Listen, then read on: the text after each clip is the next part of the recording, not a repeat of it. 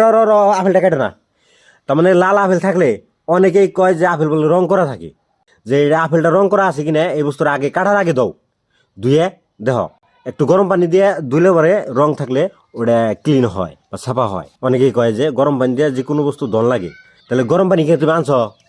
যে কোনো ফল খাইলে অরিজিনালি গরম পানি দিয়ে ধুয়া খান নাকি, আমি গরম পানি আনছি। আচ্ছা তাহলে একটু দশ দেখি আপেলটা রং করাই নাকি দেখুন।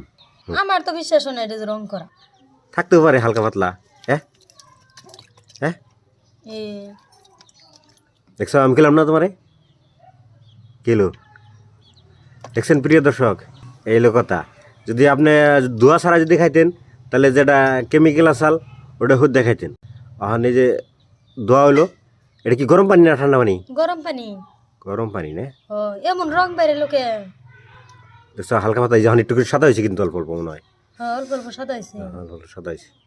যাই হোক আপেলের অরিজিনাল কালারটা মন বাইরে এসে। যাই হোক আপনারা যদি আপেল খান বা যে কোনো ফলই খান, শাক সবজি বাজার থেকে আনবেন, আসলে বর্তমান কেমিক্যাল ছাড়া কিছুই হয় না। তার জন্য আপনারা একটু গরম পানি দিয়ে ধুয়ে সাফা করে খাওয়ার জন্য চেষ্টা করবেন। আর এই ভিডিওটা বেশি বেশি করে শেয়ার করবেন, যাতে মানুষের দেখে নিয়ে সতর্ক হয়ে ভালোভাবে যে কোনো যাই কিছু কিনুই 2000 তারা খাইতে পারে পরিষ্কারভাবে। ঠিক আছে, সবাই ভালো থাকেন, নেক্সট পরবর্তী দেখা হবে।